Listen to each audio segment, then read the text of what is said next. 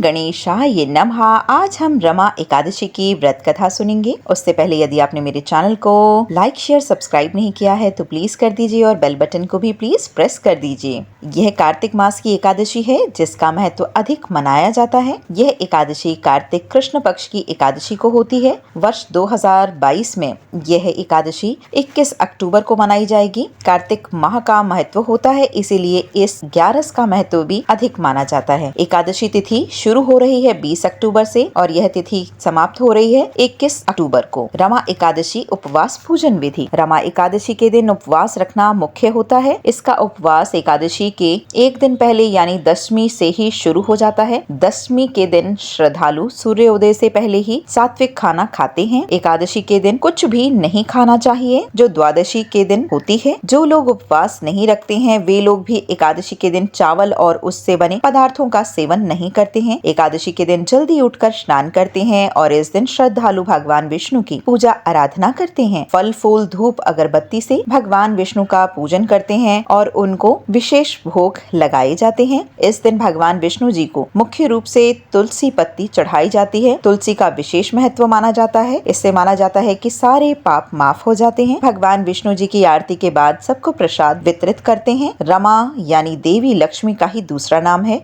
इसीलिए इस एकादशी में भगवान विष्णु के साथ देवी लक्ष्मी का भी पूजन आराधना होती है। इससे जीवन में सुख समृद्धि स्वास्थ्य और खुशियाँ आती हैं। एकादशी के दिन लोग घर में सुंदरकांड या फिर भजन कीर्तन करते हैं और इस दिन भगवत गीता को भी पढ़ना बहुत ही शुभ माना जाता है। रमा एकादशी की व्रत कथा। इसका विस्तार युधिष्ठिर जी के आग्रह पर ही भगवान श्री कृष्ण ने किया था।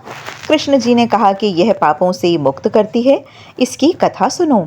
पौराणिक युग में मुचुकुंद नाम का प्रतापी राजा था। इसकी एक बहुत ही सुंदर कन्या थी जिसका नाम चंद्रभागा था। इनका विवाह राजा चंद्रसेन के बेटे शोभन के साथ हुआ था। शोभन शारीरिक रूप से अत्यंत दुर्बल था। वह एक समय भी बिना अन्न के नहीं रह सकता था। एक बार दोनों मुचुकुंद राजा के राज्य में गए। उसी दौरान रमा एकादशी व्रत की तिथि थी। चंद्रभागा को यह सुन चिंता हो गई क्योंकि उसके पिता के राज्य में एकादशी के दिन पशु भी अन्न घास आदि नहीं खा सकते थे, तो मनुष्यों की तो क्या ही बात है। उसने यह बात अपने पति शोभन से कही और कहा कि अगर आपको कुछ खाना है तो इस राज्य से दूर किसी अन्य राज्य में जाकर भोजन ग्रहण कर लो। पूरी बात सुनकर शोभन ने निर्णय किया कि वह रमा एकादशी का व्रत करेगा। इसके बाद ईश्वर पर छोड़ देंगे। एकादशी का व्रत प्रारंभ हुआ। शोभन का व्रत बहुत ही कठिनाई से बीत रहा था।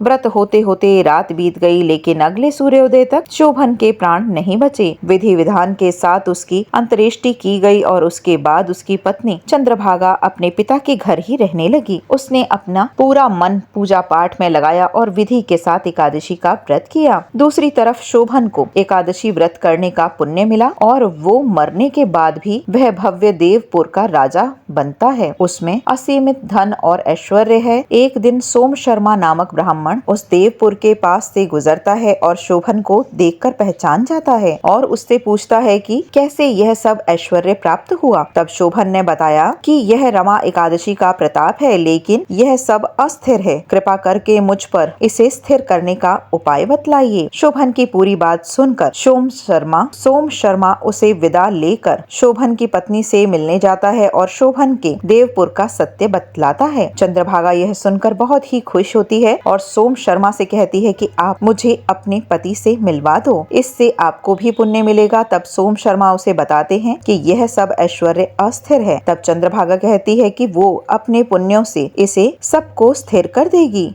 सोम शर्मा अपने मंत्रों एवं ज्ञान के द्वारा चंद्रभागा को दिव्य बनाते हैं और शोभन के पास भेजते हैं। शोभन पत्नी को देखकर बहुत ही खुश होता है। तब चंद्रभागा उससे कहती है कि मैंने पिछले 8 वर्षों से नियमित 11 का व्रत किया है। मेरे उन सब जीवन भर के पुण्यों का फल मैं आपको अर्पित करती हूँ। उसके ऐसा कहते ही देवनगरी का ऐश्वर्य स्थिर हो जाता है और सभी आनंद से रहने लगते हैं। इस प्रकार रमा एकादशी का महत्व पुराणों में भी बताया गया है और इसके पालन से जीवन की दुर्बलता कम होती है, जीवन पाप मुक्त होता है। बोलो लक्ष्मी नारायण भगवान की जय। ओम गणेशाय नमः।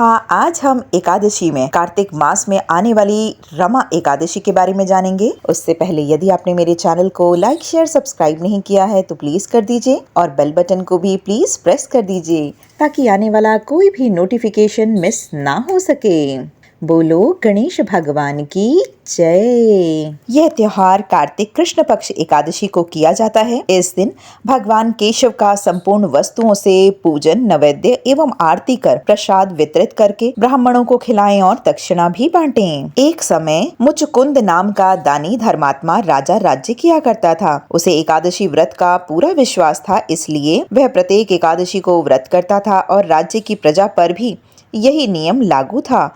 उसके चंद्रभागा नामक एक प्रजा पर भी यही नियम लागू था। उसके चंद्रभागा नामक एक कन्या भी थी। यह भी पिता से अधिक इस व्रत पर विश्वास करती थी। उसका विवाह राजा चंद्रसेन के पुत्र शोभन के साथ हुआ, जो कि राजा मुचुकुंद के साथ ही रहता था। एकादशी के दिन सभी ने व्रत किया। शोभन ने भी व्रत किया, किंतु क्षीण काया होने से भूख से व्याकुल हो उनकी मृत्यु हो गई। इससे राजा रानी और पुत्री अत्यंत दुखी हुए। शोभन को व्रत के प्रभाव से मंदराचल पर्वत पर स्थित देवनगर में आवास मिला। वहां उनकी सेवा में रंभा आदि अप्सराएं तत्पर थीं। अचानक एक दिन राजा मुचुकुंद मंदराचल पर्वत पर टहलते हुए पहुंचे तो वहां पर अपने दामाद को देखा और घर आकर सब वृतांत पुत्री से बताया। पुत्री भी समाचार पाकर पति के पास चली गई और दोनों ही सुख से पर्वत पर रंभा आदि अप्सराओं से निवास करने लगे। बोलो लक्ष्मी नारायण भगवान की जय।